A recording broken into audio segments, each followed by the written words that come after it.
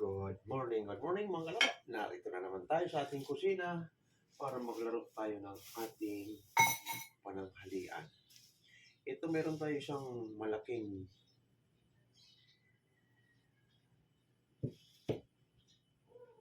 tuna. Ang tawag dito ay yellowfin tuna. Ito may nakaprepare tayo rito yung breadcrumbs. Gagawa tayo ng breaded paste. Kakatayin muna natin. Sa mga hindi pa marunong magkatay, ganito lang pagkagawa natin ha. Ayan.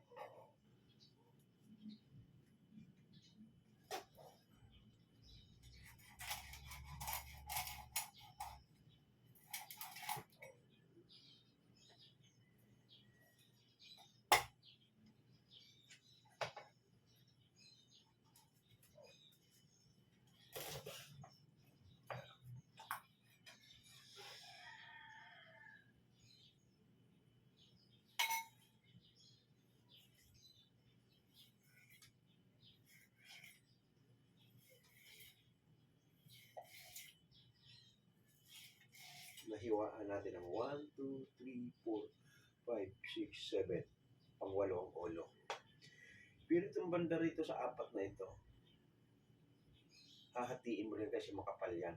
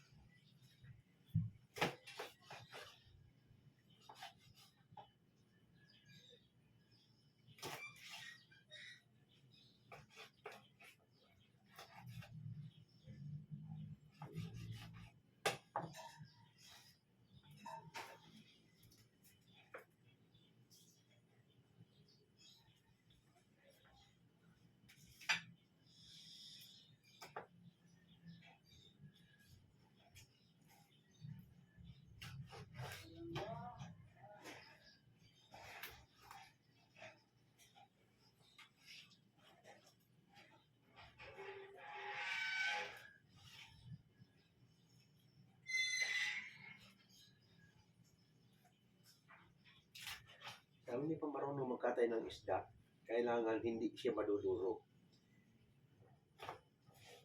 Kasi malambot ang isda.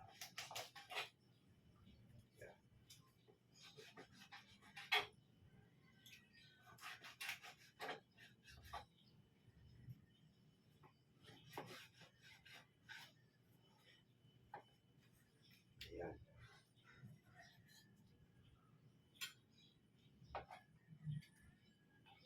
Ito sabi ko sa bandang gitna, dahil malaki, hatiin lang natin ito.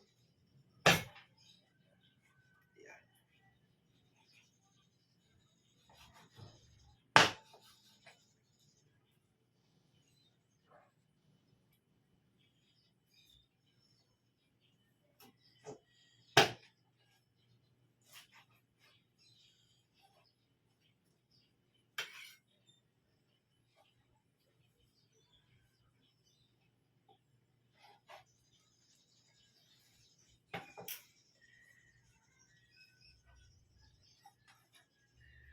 Itong ulo ay gagawin natin na adobo at saka buntot.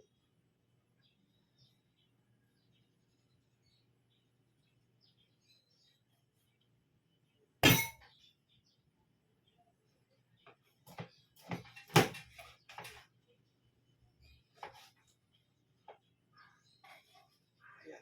Ito naman ang panangkat ng adobo, bawang, sibuyas, sili, at luya. Ang adobong karne walang luya, pero itong isda may luya.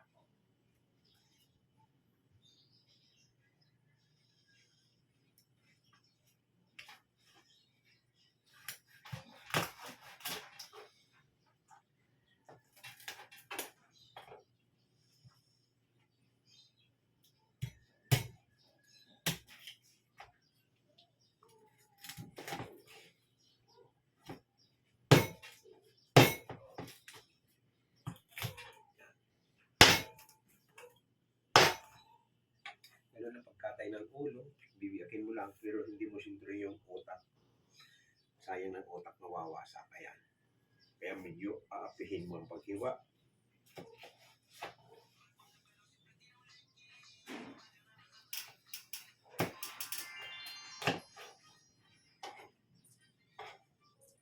Dami ng pang-adobo. Ayan ang pang-adobo.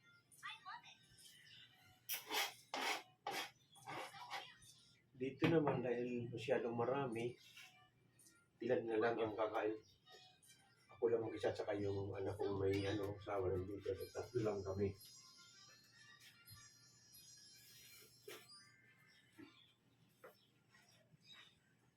Kumbaga sana sobrang dami. Kaya ang gagawin ko naman ito,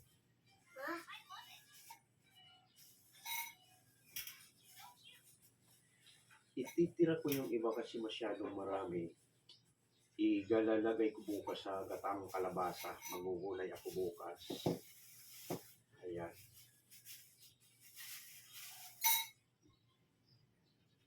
Pero marami.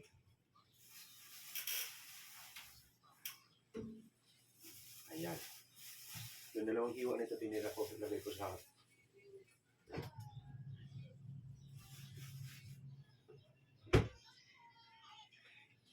ilalagay ko sa kalabasang gata yon. Ito naman, pipiga tayo ng itlog.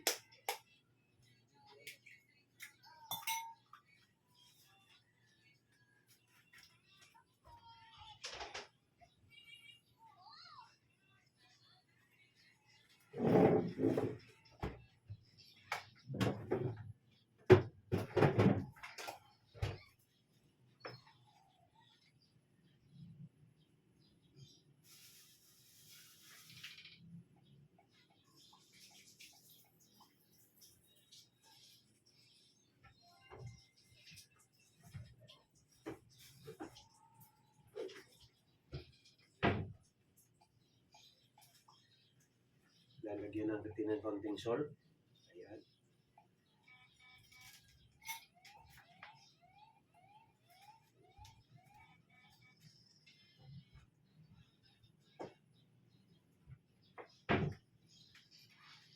Kaunting pamintang durog.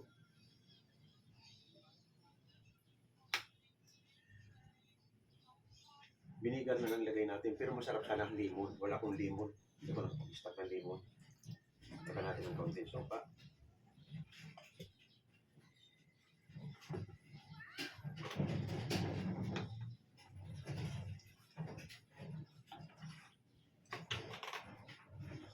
Ito kasi maraming sangkap ito. Binababad ko rito. Halos lahat nandiyan na atang panangkap.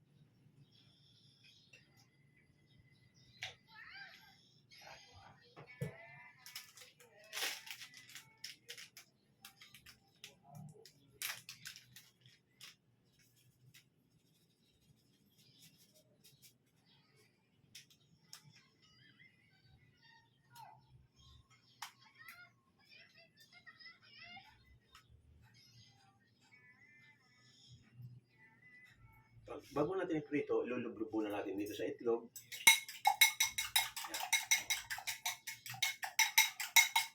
Bago didiretso natin dito sa breadcrumbs.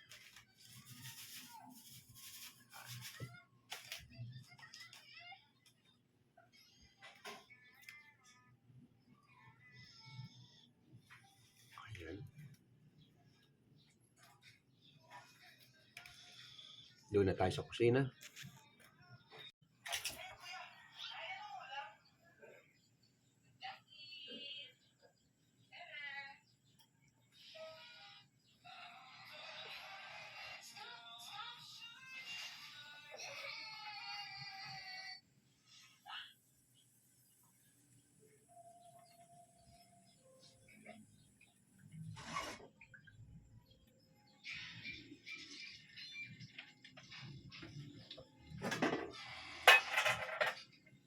Yung adobo natin, lalagyan na natin ng bawang, sibuyas, luya, sili. Sinapin natin bago ipatong natin yung isda.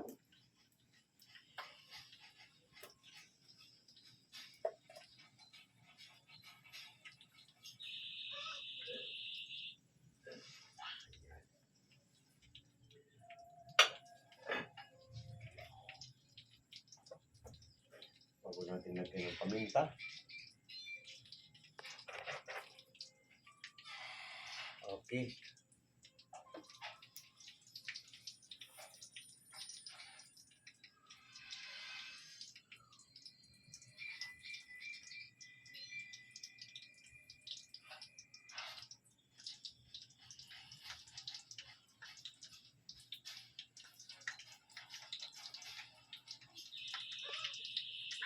Good morning, my friend. Ito, narito na tayo sa tapat ng kusina. Lagyan natin ng pamintang durog yung ating adobo. Lagyan natin ng suka.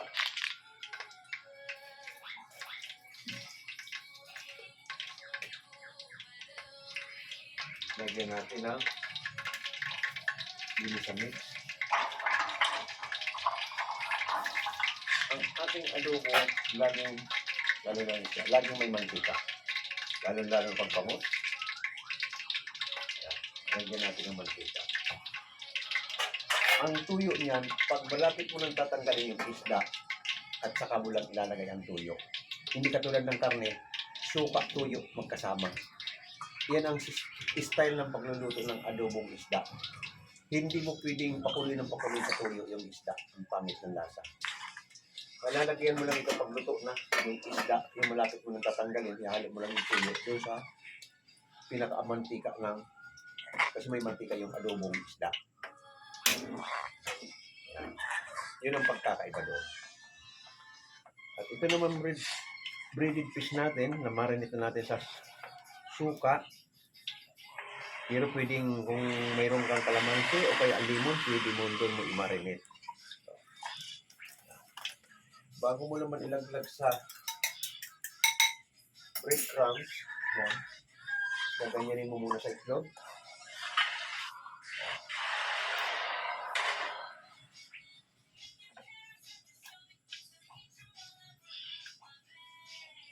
Ayan.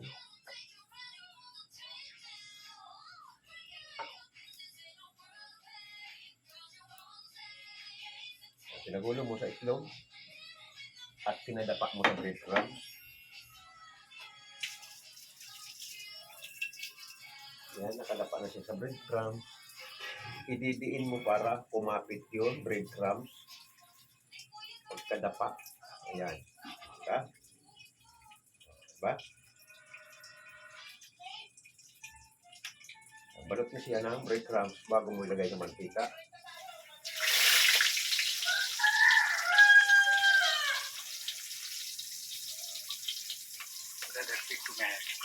Ayan. Pagpagin para mas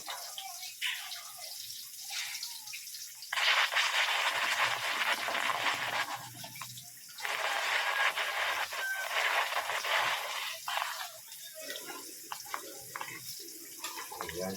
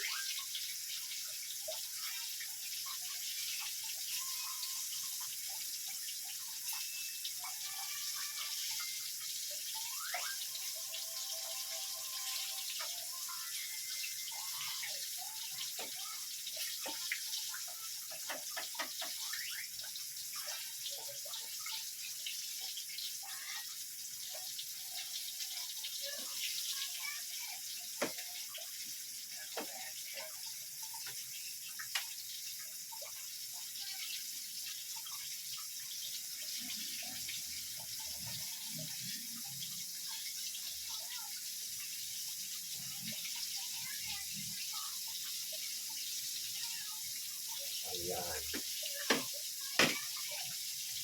Ganun lang ang ating preparasyon ng ating breaded fish.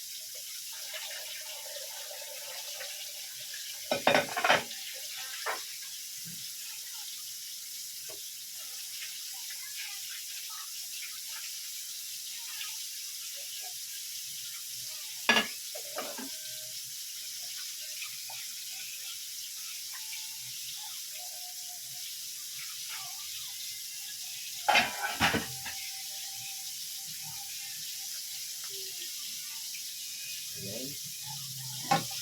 Hindi natin pwedeng biglain sa apoy, kaya hinaandang natin ang apoy. At ang breadcrumbs madaling matulog. Ito naman, sabi ko sa inyo, pinapaalala ko sa inyo. Sila nyo na ganito, nilubduban, medyo basa. Kailangan lagyan mo kunting harina para matuyo, para hindi amagin. Yan. Harina naman kung haluan mo bago mo butang palalagyan para hindi amagin. Yan. Sayang kasi mahal din ng breadcrumbs. Yan. Pag ginaluan mo ng bago, matutuyo siya, hindi na siya amagin.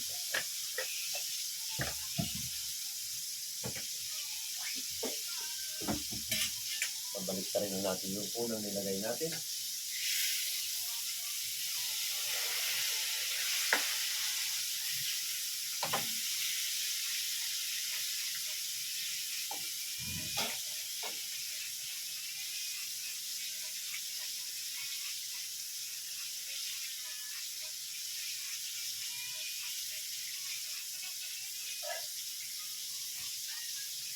Good morning sa ating mga taga-TikToker, lalo-lalo na yung mahilig mag-order sa ating TikTok shop. Ito na naman ang ating TikTok shop. Marami tayong mabibili dyan ng mga iba-ibang klase. Pwedeng pang regalo at pwedeng pang sarili at lalong-lalo na pang negosyo. Sa ating TikTok shop, pindutin nyo lang ang yellow basket. Makakapamili na kayo kung ano man ang gusto nyong orderin. At thank you very much sa mga order sa akin at maraming salamat talaga at nakatulong kayo sa akin. Alam niyo naman si Mang Leo may maintenance na, kaya pinambibili ko rin sa maintenance yan. Maraming salamat ulit talaga sa inyo. Kaya, ang adobo, isda, pag sumirit na mantika ng ibig sabihin wala na yung suka, wala ng tubig. Yan. At saka mo ngayon siya lalagyan ng tuyo para matawag ng adobo. Kasi ang karamihan sa adobo ay may tuyo talaga. Walang adobong walang tuyo.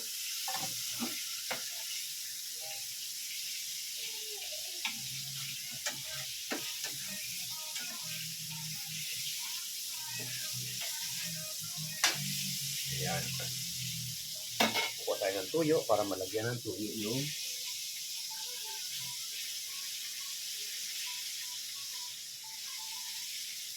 ayan. Masirit na. Ibig sabihin nito ay wala ng tubig. Ayan, wala ng tubig. At saka mo ngayon lalagyan ng mantika ang tuyo.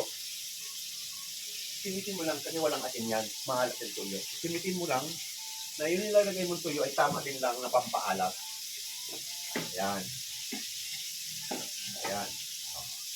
Katamtaman lang. Ang tuyo, huwag masyadong marami. Ganun lang, luto na. Pinaksiw mo muna sa suka ang isda mo at na may mantika.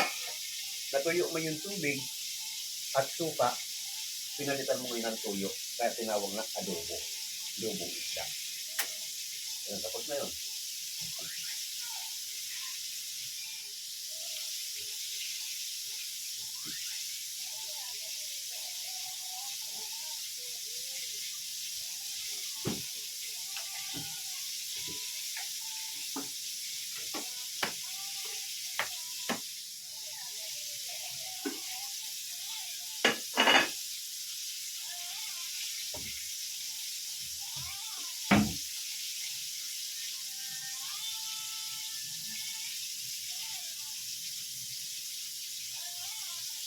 Ito, lalagay na natin yung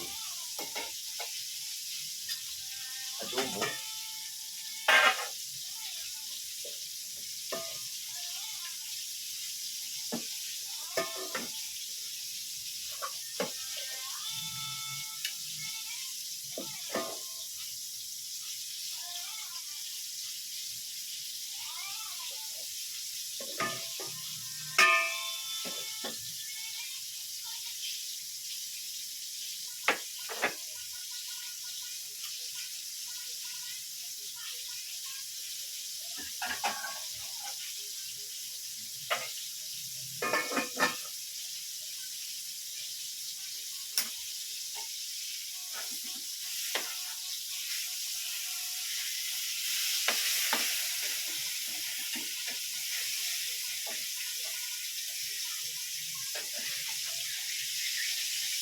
naman yung ating breadcrumbs, breaded fish. Ang ganda ng pagkakaluto, golden color.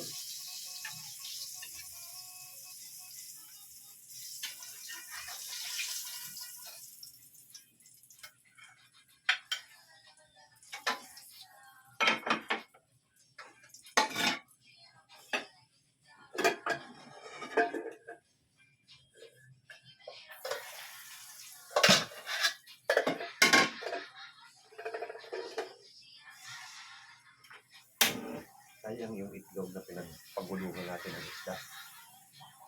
May bata na mahilig dito sa itlog. Ang niluto ko ulit para bigyan sa bata.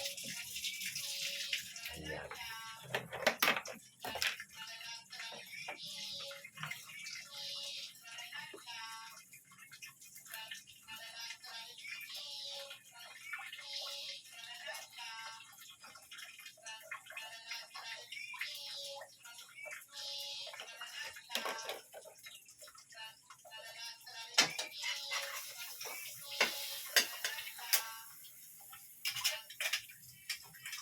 Ito na po yung ating isdang adobo.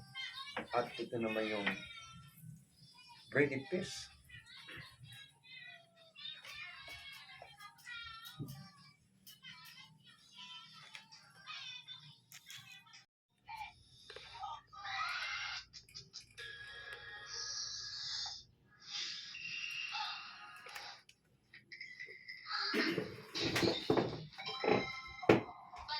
Okay, ito na yung ating finished product na adobong yellow pen. At ito naman yung breaded fish. Okay, tikman na natin para matapos lang isang umaga sa ating pagluto. Ito, pwede mong parisa natin ng sweet and sour sauce. Kaso may sauce itong adobo kaya hindi na ako nagawa ng sweet and sour. Ayan. May kaunting sauce yung adobo. At ito naman, kung gusto mo, may ketchup. Ayan. Bigyan na ng ketchup. Pero ang pinakano talaga sa breaded fish, sweet and tartar sauce. Ayan. Nagawa ka ng tartar sauce. At sweet and sour. Pinakamasarap talaga yung sweet and sour. Ano ito?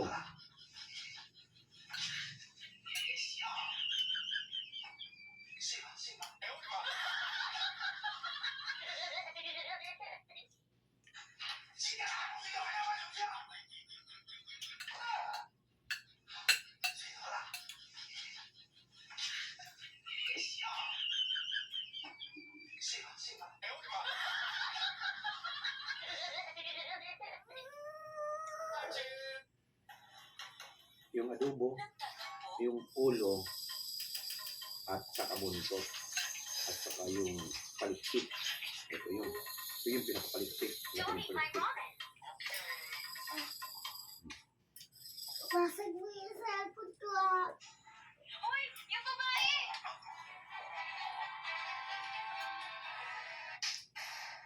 Ako naman! Sabihin ko yung jowa mo! Ay, mali pala. Upat na pala.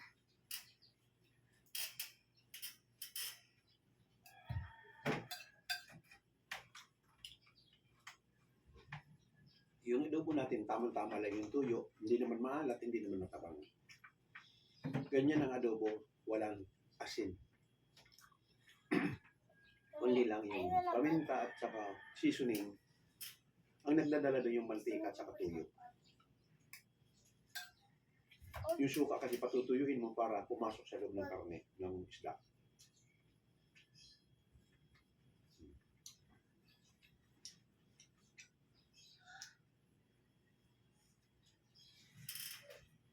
What? Yeah.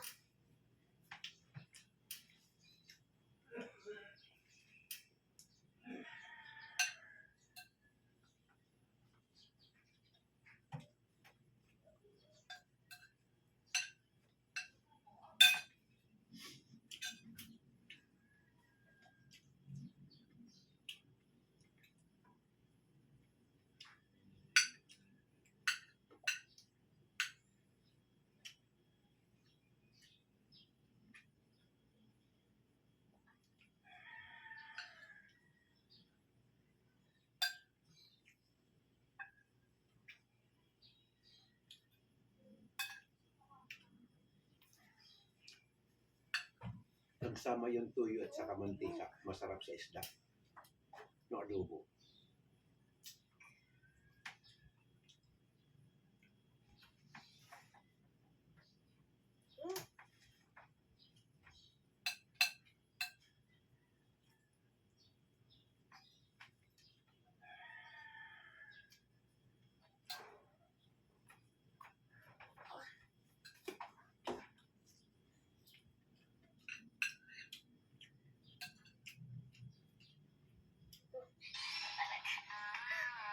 Ito. Ex-composer.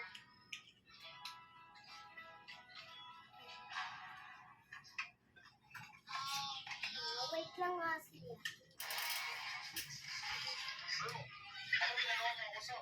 Busy pinapanoodin mo.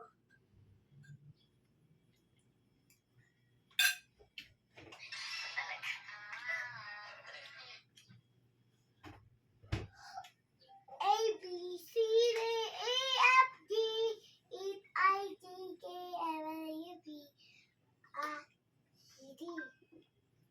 At yung ibang tugtog, kaya wala akong matutunan eh. Pautog ka, Thank you, God. pautog Busog eh. na naman tayo sa isang umaga.